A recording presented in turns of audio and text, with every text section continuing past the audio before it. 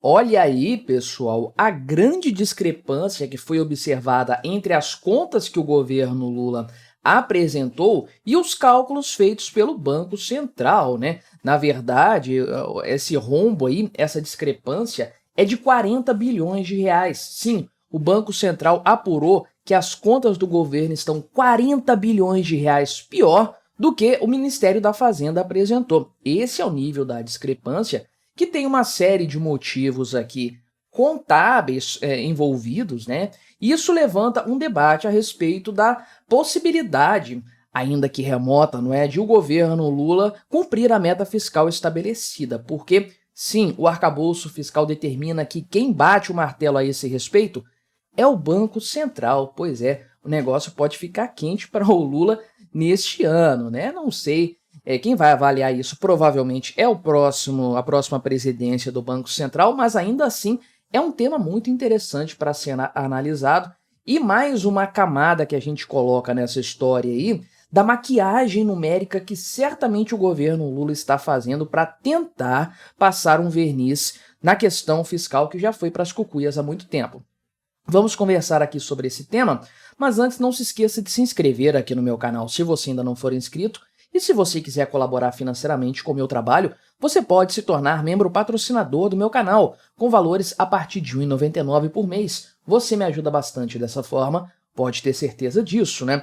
Então, qual que é a questão aqui, qual que é o fio da meada dessa conta feita pelo Banco Central aqui e a divergência da metodologia, né? No caso, Tesouro Nacional, que é o resultado é divulgado pelo Ministério da Fazenda, e o Banco Central. Há uma divergência de metodologia que já é histórica aqui no Brasil em relação a esses dois órgãos, né? Acontece que, tipicamente, essa divergência não é muito grande, é ali alguma coisa pontual, que dá uma diferencinha ali, outra ali, 1 bilhão aqui, outro bilhão ali. Em matéria de orçamento do governo, 1 bilhão é pouquíssima coisa, né?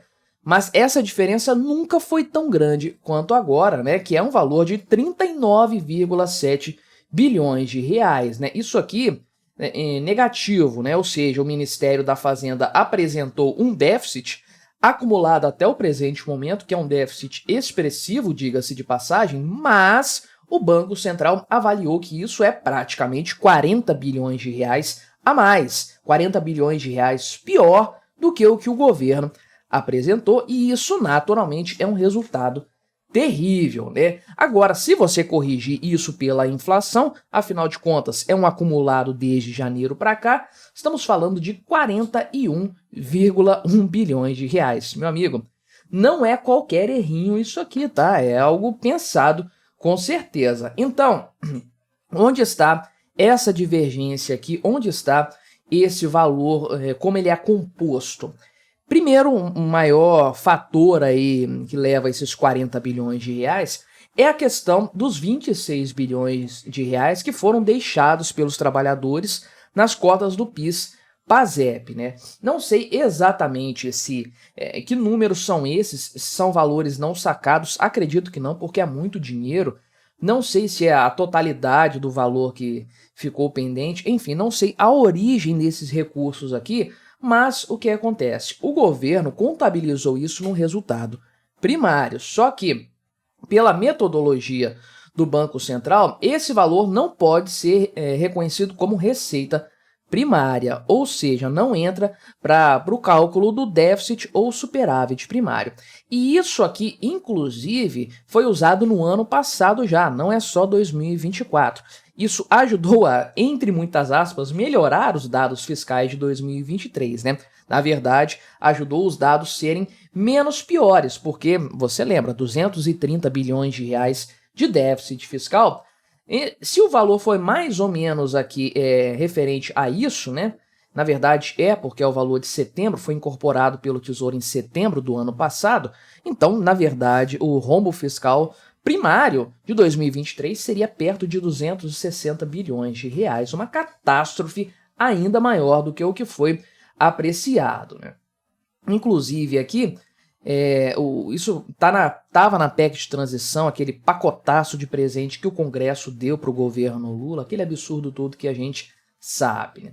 Além desse ponto, tem aqui outros 8 bilhões de reais de, abre aspas, ajuste metodológico referente às compensações aos estados pela restituição do ICMS e aí também divergências estatísticas mensais que costumam acontecer mesmo, né? O que acontece nesse sentido? Qual que é o grande ponto dessa história? Você cria uma situação de conflito entre órgãos estatais, entre avaliações diferentes, que isso tende a evoluir para uma queda de braço entre Banco Central e Tesouro Nacional, porque, obviamente, se isso aqui for levado em consideração, a Fazenda vai ter que ser questionada, né? Como que isso aí, esse resultado fiscal que está sendo apresentado pode ser levado a sério? E aí você tem um problema de credibilidade para o governo, né? Especialmente para as regras fiscais estabelecidas.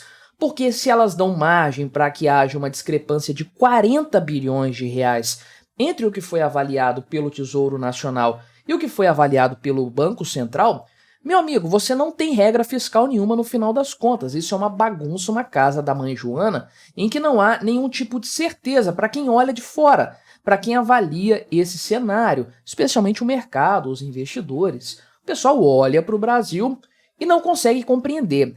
Estamos com qual cenário fiscal que o governo apresentou ou 40 bilhões de reais pior, que é o que o Banco Central está determinando aqui. Então, obviamente, isso fala a respeito da credibilidade do Brasil para os investidores, a imagem do Brasil que acaba repercutindo lá fora, mas fala também, toca num ponto muito importante, que é o da responsabilidade fiscal, que, como sabemos, né, ainda que o arcabouço fiscal tenha dado uma baqueada nisso, a responsabilidade fiscal ou falta dela ou um crime contra ela pode levar um presidente da República ao impeachment.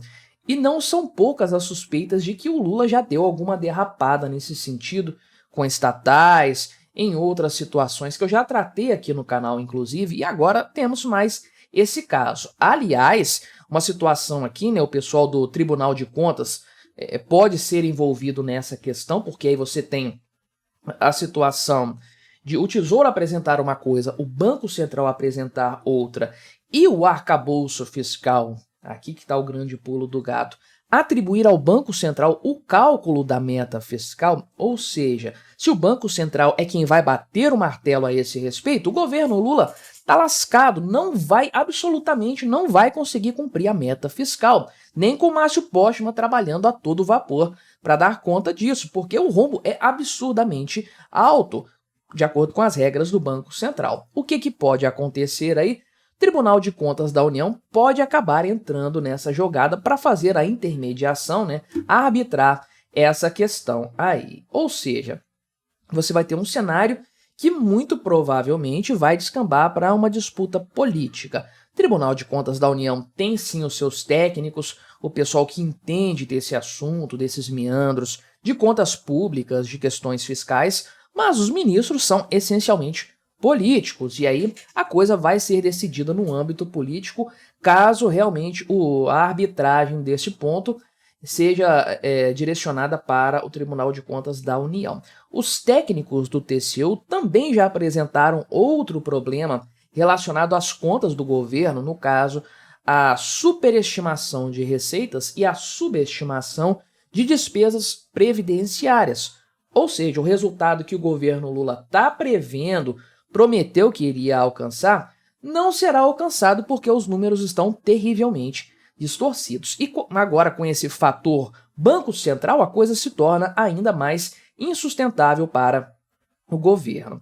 Então, o TCU foi consultado a esse respeito já pela mídia, mas o pessoal não se manifestou ainda porque isso aqui não foi formalmente analisado, né? Inclusive aqui tem a questão da desoneração da folha de pagamento que está no meio desse imbróglio aqui também, né? É um valor de, além daqueles 8,6 bilhões de reais lá do dinheiro esquecido, né? Que tá, um tema que está em debate aí também para essa contabilização do rombo fiscal, e a própria desoneração da folha de pagamento já é algo crítico nesse sentido. O governo precisa dos valores que vão compensar isso dá uma bagunça enorme e o Tribunal de Contas da União, eventualmente ou provavelmente, vai ter que lidar com esse tema aqui, né? Seja por provocação, conforme eles mesmos disseram, ou por iniciativa do próprio TCU, analisando essa situação de forma geral. Então, supostamente aqui, né, o TCU falou que não apenas é importante resolver esse ponto para ter o cumprimento da legislação, para que a lei seja cumprida e atendida, mas para ter boas práticas, né, de contabilidade, para dar credibilidade aos números apresentados pelo governo. Eventualmente, sim, o TCU pode acabar tendo que informar o Congresso Nacional e o Poder Executivo a respeito dessa discrepância, mas não seria nada absurdo pensar em algo nesse sentido. Eu já falei aqui que, inclusive, os dados da dívida pública brasileira do FMI são muito piores do que os dados oficiais do próprio governo.